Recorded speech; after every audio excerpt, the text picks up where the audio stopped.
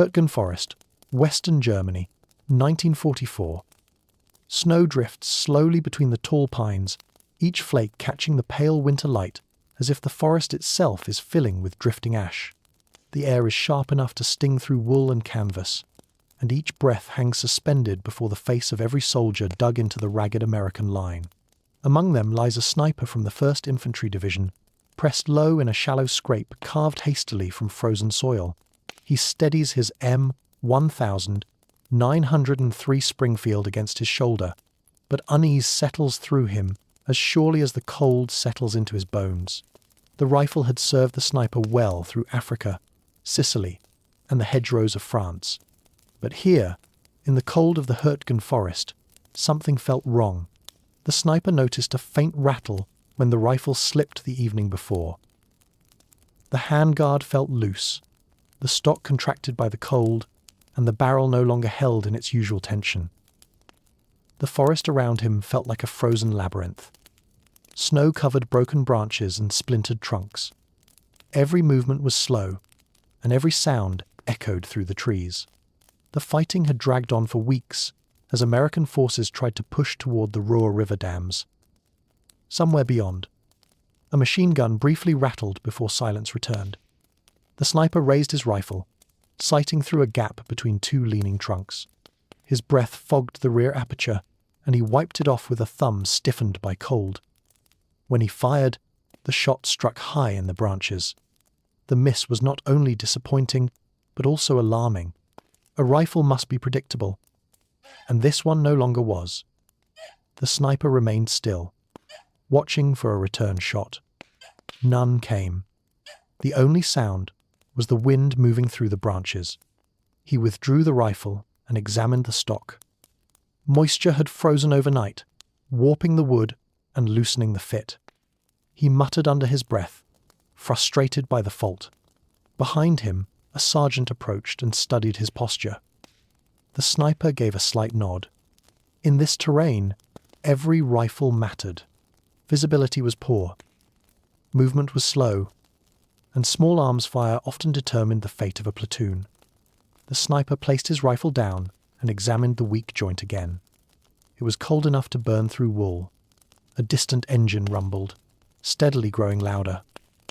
Armoured vehicles rarely entered the forest due to the narrow paths, but reconnaissance had warned of German probes with light armoured cars like the SD KFZ 222 and SD KFZ 251 half-track. The sound grew louder, amplified by the forest's natural echo. The sniper watched through the trees as the first armoured car appeared, its turret swivelling. Snow clung to its frame, and steam rose from the exhaust. It paused briefly before turning its turret toward the American line. Two more followed. The sniper aimed again, knowing that a well-placed shot could disable the vehicles. But doubt lingered. The rifle was no longer reliable. He steadied himself and fired, but the bullet glanced off the armour, sending sparks into the snow. The armoured car stopped, its turret pivoting toward the sniper's position. Machine gun fire erupted, sending snow flying and branches snapping as bullets shredded the undergrowth. The sniper pressed flat against the ground, his rifle useless for the moment. The Americans scattered into defensive positions, some firing blindly, while others sought cover. The sniper knew he couldn't trust his rifle in its current state. He inspected the handguard again. The fault was simple, caused by cold and impact, but it could destroy the defense if not fixed. As the gunfire intensified, he crawled deeper behind cover and reached for a small wire he had salvaged from damaged communication equipment days earlier. The wire was crude, roughly cut and sharp, but it sparked an idea. If the handguard was loose and the stock had contracted, binding them together with pressure might restore stability. With gunfire ripping through the trees, the sniper wound the wire around the joint, his gloved fingers stiffening in the cold. He continued until the wood and metal pressed firmly together. The loose rattle was gone. He tested the rifle's tension and found it steady once more. The machine gun fire shifted as American riflemen suppressed the German forces.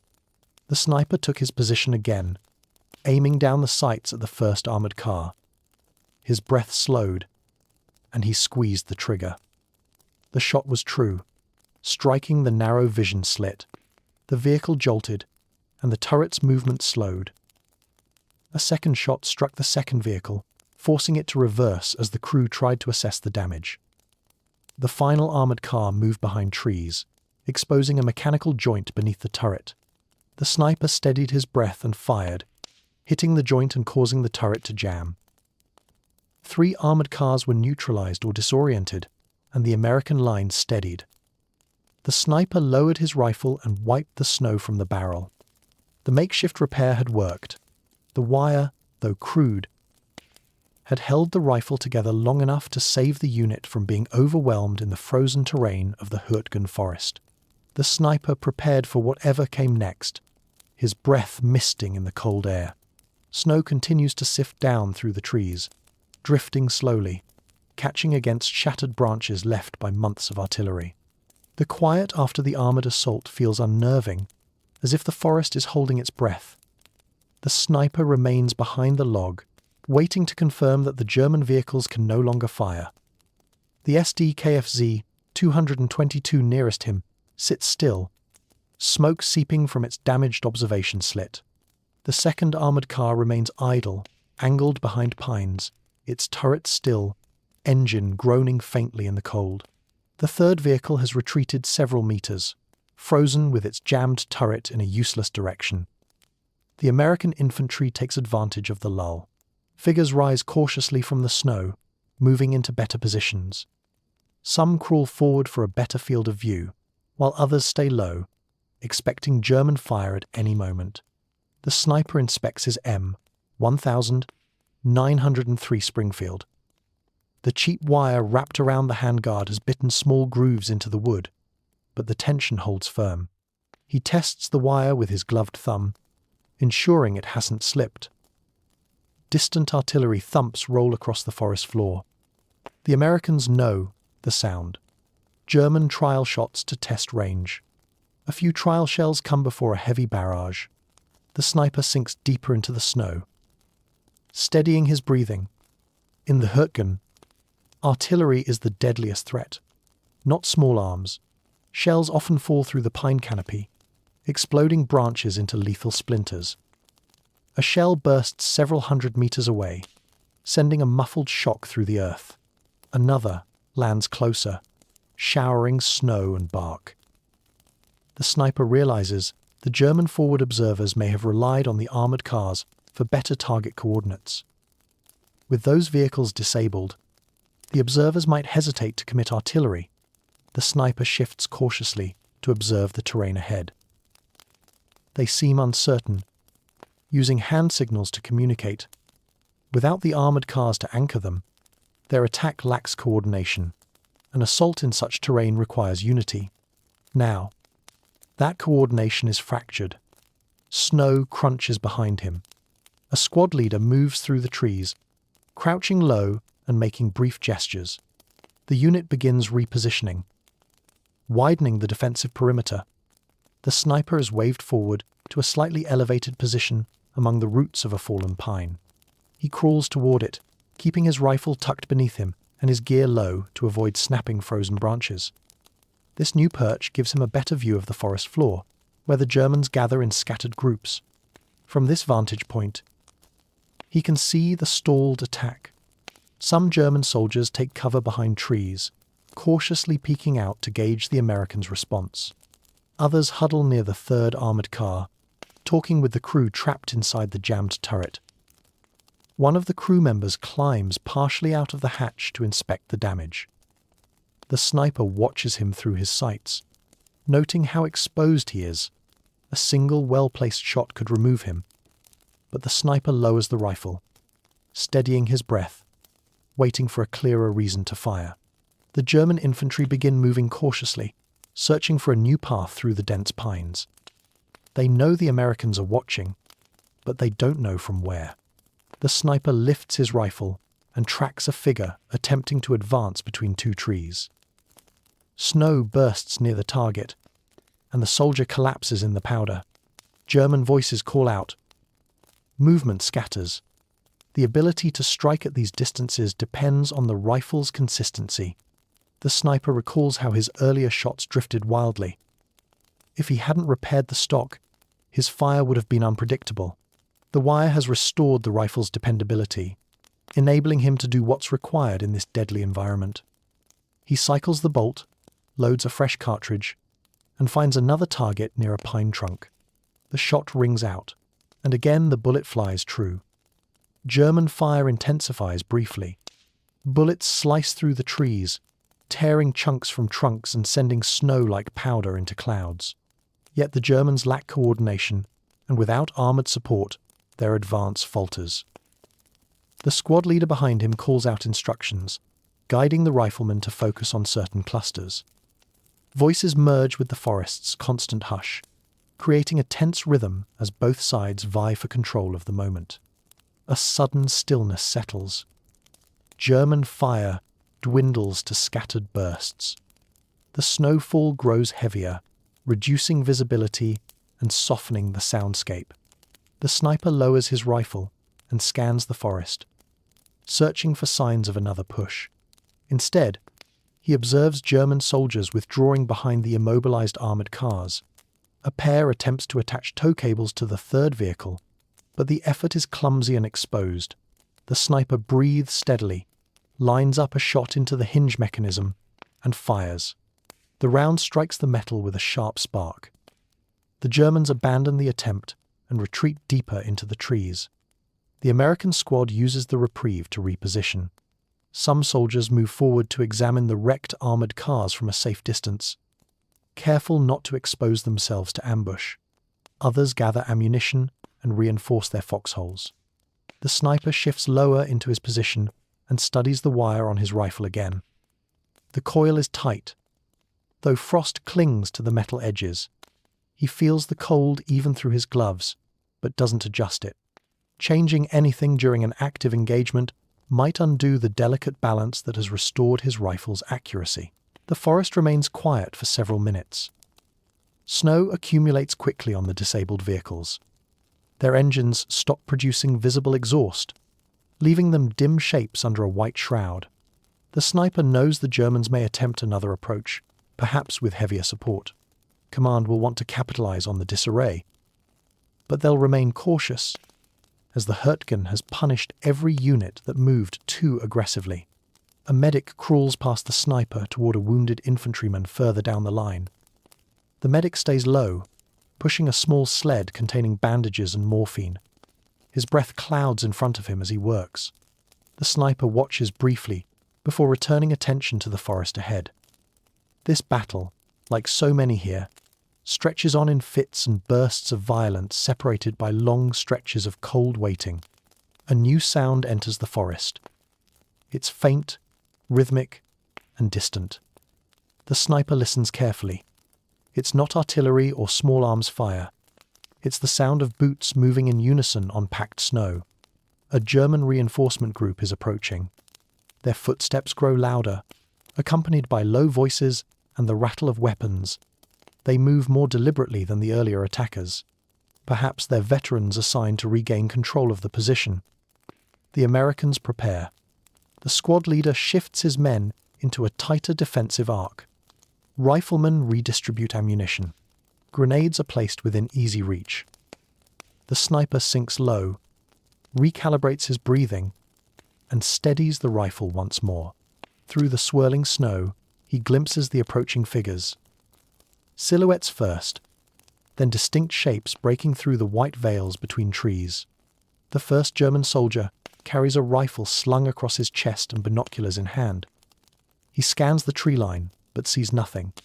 The forest is too dense, the snow too heavy. The sniper sees the man kneel to examine tracks left by the earlier engagement. The sniper raises his rifle slowly, controlled, aligning the sights. The wire-wrapped joint holds firm. He breathes out, waits, and squeezes gently. The shot lands cleanly. The German falls sideways into the snow, without a sound, and confusion erupts behind him. The forest shifts into chaos as another volley of fire begins. The sniper chambers a new round, ready for the next target, the rifle steady and firm in his hands. The forest erupts with sound as German rifle fire cracks through the snowfall. The American line answers, bullets slicing through branches, scattering bark into jagged fragments. The sniper remains still behind a fallen pine, recentering the iron sights of his M1903 Springfield. His breath settles into a slow rhythm, each exhale trailing as a pale plume across the stock. The wire binding still holds firm against the contraction of the frozen wood. German soldiers push forward through the pines, their figures disappearing in the snow. The soldiers move methodically, advancing in pairs, pausing behind trees. Their discipline suggests experienced troops, possibly drawn from units hardened by the long, bitter fighting in this forest. The sniper spots a German soldier crouching beside a leaning spruce, preparing to sprint toward a snow-covered patch of boulders. The sniper adjusts, lets the front sight settle at the edge of the soldier's movement, and fires. The recoil is crisp and even. The man tumbles sideways behind the tree, and his partner retreats into the shadows. A gap forms in the German line as they assess the impact.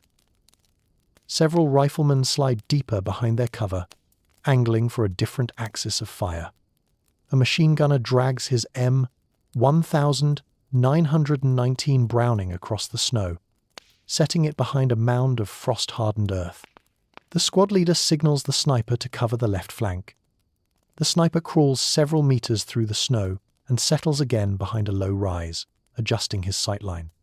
Snow thickens the air, turning the world into a pale haze. Shapes drift like phantoms. Visibility shrinks until only faint silhouettes remain. The sniper waits, letting the snow gather on his helmet, shoulders, and rifle. A figure emerges, lunging between two trees. The sniper fires, the round striking cleanly. The man drops before he can raise his weapon. Another silhouette darts along the forest floor, kicking up snow. The sniper catches only part of the outline, but fires anyway, trusting the steadiness restored by the wire brace. The figure collapses with a sharp crack. German return. Fire intensifies. Bullets rip across the forest, shredding branches and sending splinters into the air. The sniper crouches lower, hugging a root system torn by an earlier shell burst.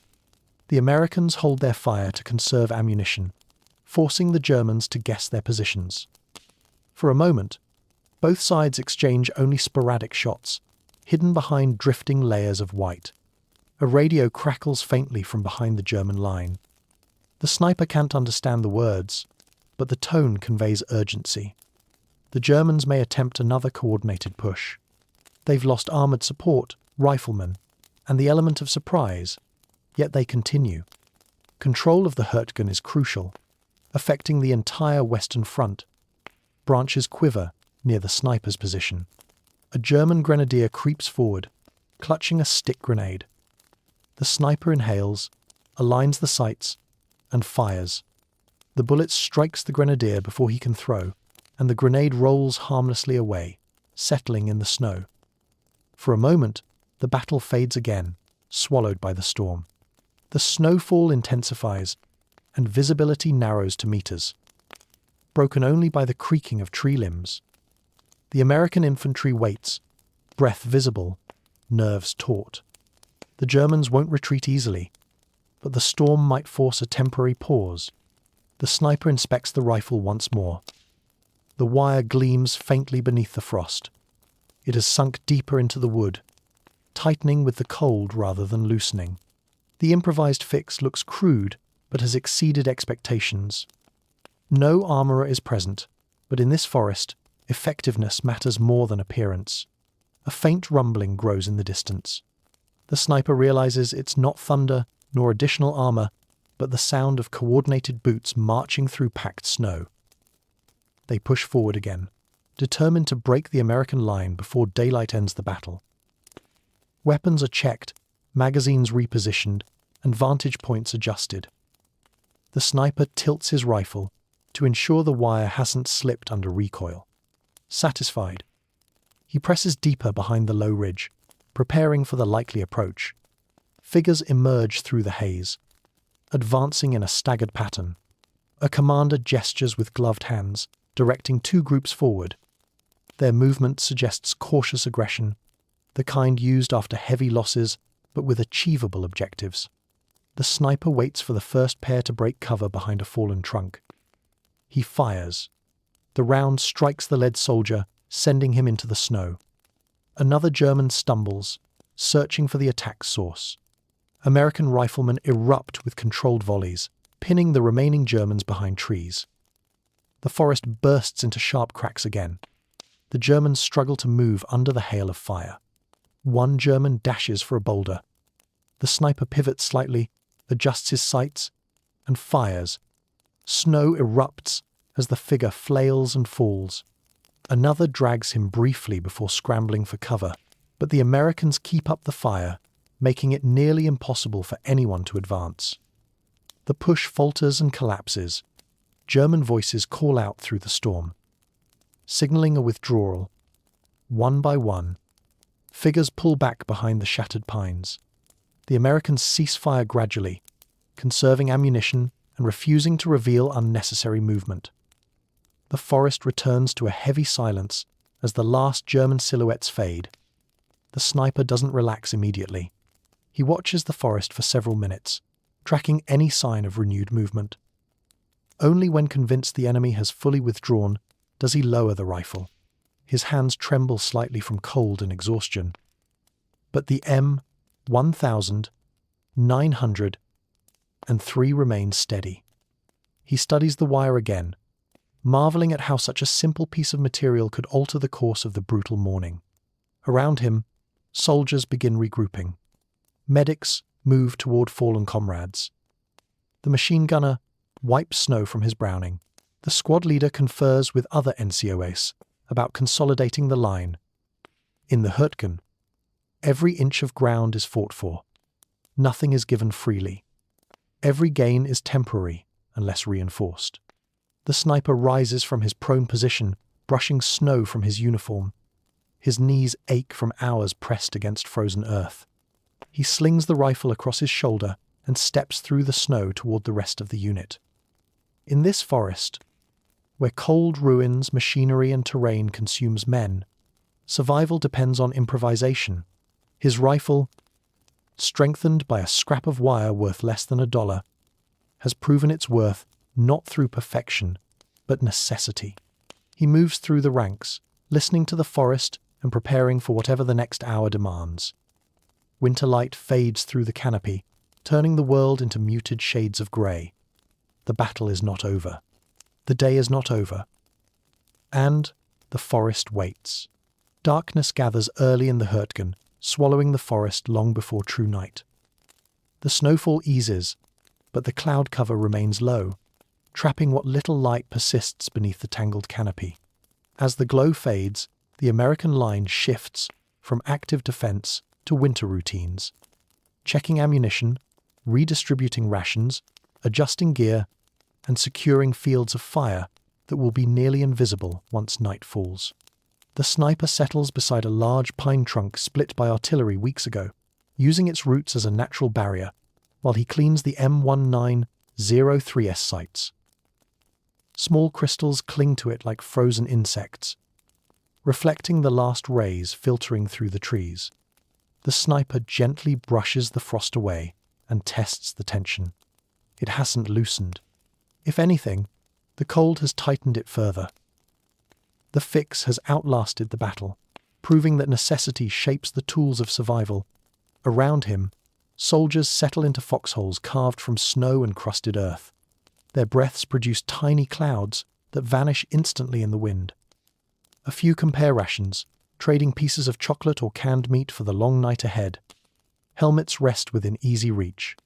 Rifles are leaned against logs or held close. No fires are lit fires in this forest. Invite mortar fire. The sniper inspects the forest with slow sweeps of his eyes. The shapes are less defined now, blending with deepening shadows. The disabled German armoured cars remain clearly visible, their hulls coated in freshly settled snow. The SD, KFZ. 222, closest to the American line, is half buried. Its vision slits dark and lifeless. The second car sits behind it, frozen at an awkward angle. The third, which lost turret function earlier, leans slightly, like a wounded animal forced into stillness. These machines have become unwanted monuments, reminders of the morning's precarious engagement. Without the sniper's restored accuracy, the American unit might have collapsed under the armoured push. The Germans didn't bring heavy tanks, knowing the terrain wouldn't allow for such movement. But even light armour in the Hurtgen can break through isolated positions. Now, the vehicles stand silent, erased by precise fire through their vulnerabilities. It rolls through the pines in slow, mournful waves, causing branches to sway and drop fresh snow. The sniper studies these illusions with practiced patience, distinguishing between nature's rhythm and the pattern of footsteps. Many say the Hurtgen has its own voice, whispering through the trees, a warning no one fully understands. The Americans shift slightly, packing snow into their foxhole edges to strengthen the walls. Each movement is slow and deliberate. Even a misplaced step could make enough noise to travel across the trees. The sniper returns to his position behind the fallen tree, brushing away the thin snow layer that has collected since the last exchange of fire. He checks the bolt, ensures the chamber is clear of moisture, and settles back into stillness. The cold sinks through wool and canvas, reaching bone and creating a dull ache. The sniper flexes his fingers occasionally to maintain circulation, but otherwise remains still. Listening and observing the shifting shadows, a faint sound eventually emerges. It is soft, hesitant, more like a cautious shuffle than synchronized movement. The sniper raises his rifle slightly, resting his cheek against the cold stock. He peers through the narrow sight picture, scanning the area near the wrecked armored cars. For a long moment, nothing stirs. Then, a small, subtle movement betrays a figure creeping along the hull of the second SD KFZ. The sniper waits, controlling his breath. The figure edges forward, pausing at the vehicle's rear. A gloved hand appears, brushing snow away from a compartment panel, possibly retrieving equipment or checking for survivors. The shot echoes sharply through the quiet woods, and the figure collapses beside the vehicle, folding into the snow. The Americans tense, preparing for a nighttime assault, yet no counterfire comes. Silence returns quickly, broken only by the wind and the faint snapping of frozen branches. The Germans are wary now, knowing a skilled marksman watches the battlefield. As the hours stretch into the night, the temperature drops sharply. Soldiers' breaths grow thicker, and the air becomes brittle enough to bite into exposed skin. The sniper feels the cold creeping through his rifle, numbing his cheek and hands whenever he adjusts. Yet, he maintains focus. In these woods, even a momentary lapse can give the enemy the opening they seek. Eventually, the squad leader signals for a brief rotation. 2 men crawl to the rear to collect hot broth from a supply runner who braved the forest paths under cover of darkness. When it's the sniper's turn, he moves cautiously through the snow, keeping low and deliberate. The warm liquid helps restore feeling to his fingers, though the heat fades quickly in the freezing air. He returns to his post with renewed energy, but equal caution. Midnight arrives without further attacks, but the forest remains uneasy. Distant German movement can be heard now and then, muffled by the snow. The sounds are scattered, suggesting reconnaissance rather than preparation for a full assault. The sniper uses these faint disturbances to refine his understanding of the terrain, memorizing the angles where shadows shift and the patterns of tree trunks. The sniper hears their slow, careful steps. He raises the rifle again and waits. The men halt behind a cluster of saplings, whispering to one another, their voices filled with uncertainty. The sniper aims at the barely visible profile of the nearest soldier, and with a quiet but decisive squeeze of the trigger, the man drops instantly. His companion retreats, fleeing into the night with frantic footsteps. Once the forest settles again, The sniper lowers his rifle and returns to stillness. The wire binding on the M1903 remains intact, proving resilient despite hours of frost and repeated firing. Without the crude fix, the rifle would likely have shifted, turning each shot into a gamble. Instead, it now feels as consistent as during initial training. As the night progresses, the snowfall slows, leaving only tiny flakes drifting through the air. The moon, obscured earlier, begins casting faint silver light through gaps in the canopy. The disabled armored cars take on a ghostly glow, their outlines luminous against the dark backdrop. The forest grows even quieter, holding its breath for dawn. The sniper shifts his weight, allowing blood to return to stiffened limbs. He remains focused, but fatigue creeps at the edges of his senses. The long day, the tension, and the cold have pushed him to the limit. Yet sleep is impossible. In the Hurtgen, danger exists at every hour. He adjusts the wire one last time, ensuring it stays tight. His fingers are numb, but the motion is practiced. He glances at the forest, where faint tree outlines stand like sentinels. Somewhere beyond, German troops regroup and plan. Tomorrow will bring another engagement, perhaps fiercer than today's.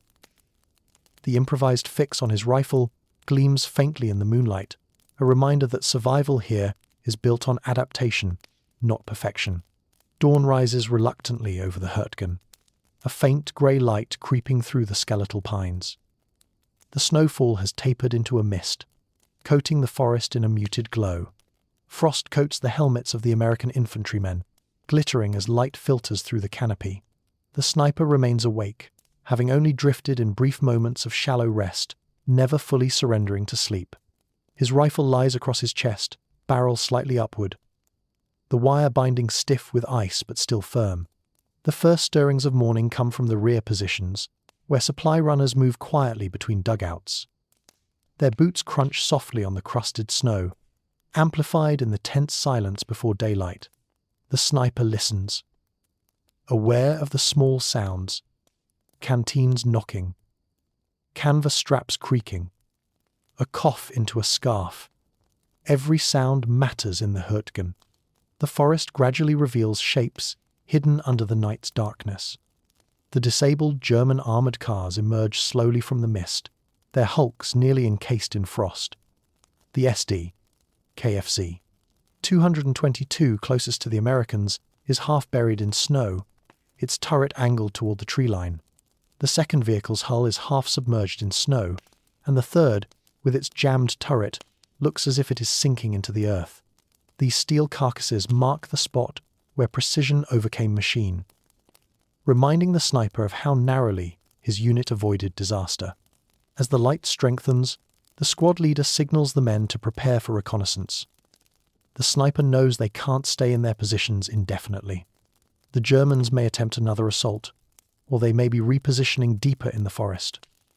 Intelligence is scarce in the Hurtgen, and paths shift with every artillery impact, making it easy to become separated. A pair of scouts move cautiously toward the wrecked vehicles, their breath visible in the cold morning air.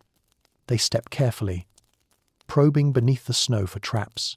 The sniper watches them, noting how their figures disappear into the mist, then reappear in patches of light. Behind them, the rest of the unit stays low, rifles trained on the tree line, expecting German snipers to be watching from the opposite direction. The sniper uses the lull to inspect his rifle again. He brushes away the frost from the handguard and adjusts the wire slightly, ensuring it hasn't shifted. The wood beneath shows deeper grooves, but the weapon remains intact. He cycles the bolt, feeling the smoothness restored by the improvised repair. In the Hurtgen, weapon malfunctions can mean death, so this small victory feels significant. A soft whistle from the scouts signals that the area around the armoured cars is clear, at least for now. The squad leader gestures for the unit to move forward in staggered formation. The sniper rises slowly, legs stiff from hours in the cold, and follows the group toward the wrecked vehicles. The forest feels momentarily calm, But every veteran of the Hurtgen knows that danger hides in silence. Upon reaching the nearest armoured car, the scouts inspect the shattered vision slit. The edges are bent inward, confirming the sniper's shot. The sniper studies the damage without pride, recognizing that precision prevents larger casualties.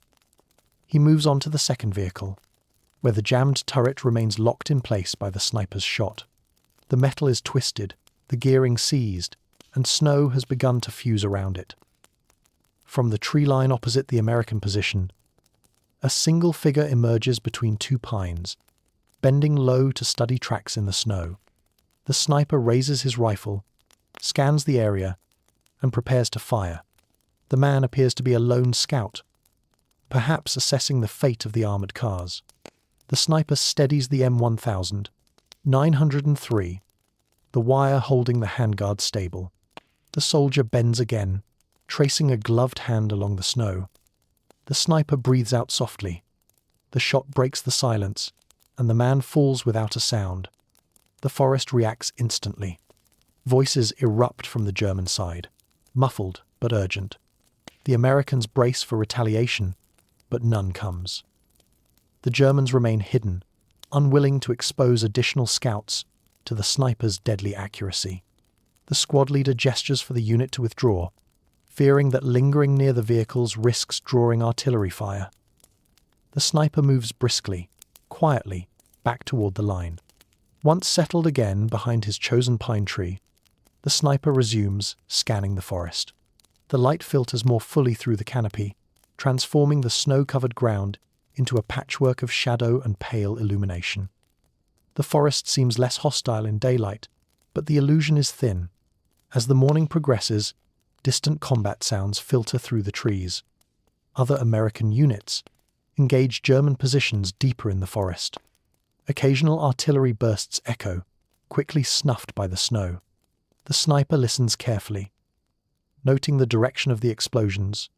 The front line shifts constantly, and every explosion marks a possible change. A messenger arrives from the rear, speaking quietly to the squad leader. The message is simple: hold the line. Reinforcements are delayed due to heavy resistance in sectors farther south. The Americans must maintain their position despite limited supplies and worsening weather. The men nod grimly. In the Hurtgen, holding a position can mean enduring hours or days of slow attrition. The sniper settles deeper behind the tree trunk as the afternoon drags on. The cold intensifies, freezing sweat inside uniforms and turning canvas straps rigid. He adjusts his gloves and checks the rifle again, ensuring the wire hasn't shifted. His confidence in the weapon has grown, but he knows that cold can change even the most reliable mechanism. He pulls his scarf higher across his face and waits. Time passes slowly. Snow begins to fall again, lightly at first, then more steadily. The forest floor becomes a soft, shifting blanket of white. The American line remains silent, conserving energy for whatever comes next. The Germans, too, seem content to wait, perhaps planning a new approach or recovering from their losses. Late in the afternoon, movement flickers near the far edge of the forest. The sniper lifts his rifle instinctively. Several German soldiers, moving cautiously and carrying entrenching tools, appear along a shallow ridge. They begin digging into the snow, building hasty fortifications. The sniper studies them, but does not fire. The distance is far, and revealing positions without necessity would outweigh the tactical gain. He lowers the rifle slowly, conserving ammunition. The wind picks up, carrying icy particles that sting exposed skin. The Americans brace for the approach of night. In the Hurtgen, night is not rest. Night is another battlefield. As dusk thickens, the sniper inspects the wire on his rifle once more. The improvised brace has survived 2 full engagements and a long, frigid night. It has become part of the weapon now, a strange but essential modification born from necessity. In his hands, the rifle feels steady and trustworthy, in a place where little else can be relied upon. He settles into position, rifle aimed toward the darkening forest. His breath rises in slow clouds. The men around him prepare for another night of tension, exhaustion, and vigilance. The Germans wait somewhere beyond the tree line, hidden in the shifting gloom. Cold descends again, enveloping the forest. The sniper remains awake, rifle steady, watching for the first sign of movement. As the first light of dawn breaks through the thick canopy of the Hurtgen forest, the sniper feels the weight of exhaustion in every muscle, every joint. The cold has seeped deep into his bones. And yet, despite the aching fatigue, his senses are sharp. The wire wrapped around the handguard of his M1903 Springfield rifle gleams faintly beneath the muted light. The fix, a crude but effective solution, has held through the night's brutal events. He inspects it briefly, his fingers numb but steady, and takes a deep breath, readying himself for whatever comes next. The battlefield around him is eerily quiet now, the chaos of the previous night subsiding as the snow continues to fall in soft, steady flurries. The American line holds steady for the moment, the soldiers moving cautiously between the wrecked armored cars and the trees, looking for any signs of the enemy. The sniper knows this calm is only temporary. The Germans will regroup, and the battle will continue. But for now, there is a brief, fragile silence. His squadmates move quietly, checking their weapons and repositioning for the inevitable counterattack. Some adjust their ammunition, others check their gear, and a few exchange hushed words with the squad leader. The forest, thick with snow and shadows, offers little comfort. The sniper remains still, his eyes scanning the trees ahead, watching for any movement, any sign of the enemy. He can feel the tension in the air, thick and heavy, pressing down on him and the men around him. The sun slowly rises, the light stretches across the snow-covered ground, casting long shadows that stretch out like ghostly fingers. The battlefield, once a chaotic frenzy of gunfire and explosions, is now a grim landscape of twisted metal, fallen soldiers, and broken trees. The wrecked German armored cars, once a powerful threat, lie abandoned, their steel frames half buried in snow. The sniper's mind drifts back to the moments of precision when the wire on his rifle steadied his shots, ensuring that his actions counted. A faint sound reaches his ears, a distant rumble of artillery, muffled by the thick layers of snow and the ever-present wind. The Germans, he knows, are not finished yet. They have suffered losses, but they will not retreat easily. Not with the Hurtgen forest still standing as a key objective. The sniper watches his squadmates as they prepare, instinctively checking their positions, ensuring they are ready for whatever may come. The cold begins to feel even more oppressive as the wind picks up, biting through the layers of clothing, making every breath feel like ice in his lungs. The sniper flexes his fingers, trying to keep the circulation going, but the cold is relentless. His eyes narrow as he watches the landscape shift with the falling snow, the shapes of trees and broken branches blurring together, obscuring any movement. Then, he hears its footsteps, soft but distinct, cutting through the silence. The Germans are on the move again. The sniper raises his rifle instinctively, the cold steel of the M1903 pressing against his cheek. The wire that holds the handguard in place feels solid. The rifle steady in his hands.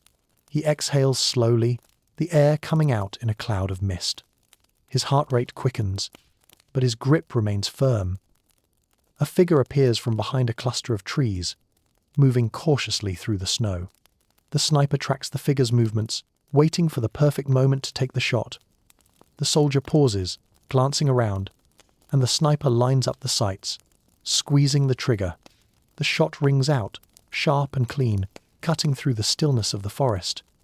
The German soldier falls without a sound, his body crumpling into the snow. The forest reacts instantly, the silence shattered by the crack of return fire from the Germans. The sniper remains still, pressing flat against the ground behind the fallen tree. The American riflemen around him begin to engage, their shots cutting through the trees, forcing the Germans to take cover. The Germans are disorganized, hesitant, and without the support of their armored vehicles. The firefight intensifies. The squad leader motions for the sniper to shift positions. The sniper rises cautiously, moving quickly but quietly through the snow. His rifle at the ready. He takes cover behind another tree, his eyes scanning for any sign of movement. The Germans are retreating now, slowly falling back into the forest, their advance faltering. The Americans press forward, taking advantage of the momentary weakness. The sniper continues to fire, each shot precise, controlled. The Germans are scattered, their discipline starting to crumble as the pressure mounts. He watches as one German soldier tries to retreat, but his movement is cut short by a shot from another American rifleman. The sniper's pulse steadies as he cycles the bolt and prepares for the next target. Hours pass, the battle shifting between bursts of intense fire and moments of eerie quiet. The forest is a blur of motion and sound, the snow turning red in places, marking the cost of the struggle. But slowly, the American forces begin to gain ground. The snipers' group continues to advance, pushing deeper into the forest. But the Germans, though weakened, remain resilient. As the night approaches once again, the squad begins to regroup, preparing for the next phase of the battle. The sniper cleans his rifle carefully, brushing away the frost that has built up during the day's fighting. His hands are stiff from the cold, but the wire holding the rifle's handguard feels firm beneath his touch. He knows the Germans will try to hold their position, but the Hürtchen is no longer their stronghold. The Americans have taken control of the battlefield, slowly pushing the Germans back. The forest, once a place of death and destruction, now feels like a cold, oppressive silence. The sniper looks around at his squadmates, their faces drawn with fatigue, their bodies stiff from hours of tension and waiting. The battle is over for now, but the war is not. The forest has claimed its toll, but the Americans have won this fight. The squad prepares to move out. The sniper takes one last look at the battlefield. The wrecked German vehicles lie abandoned in the snow, their crews either dead or scattered. The forest, though scarred by the violence of the past days, stands quiet once again, as if waiting for the next chapter in the long, brutal conflict. The sniper slings his rifle across his back and moves forward with the rest of his unit. The wire that had once seemed like a temporary fix has held firm, and he feels a sense of satisfaction in knowing that he has done his part. The forest may be vast, and the enemy may be relentless, but the sniper has survived. He has adapted. The Hürtgen forest is quiet again, but the war continues. The sniper knows this is not the end, but only one small victory in a much larger struggle. As he moves forward with his comrades, he understands that survival is not just about strength. It is about adaptation, and in this place, in this time, that is what has kept him alive.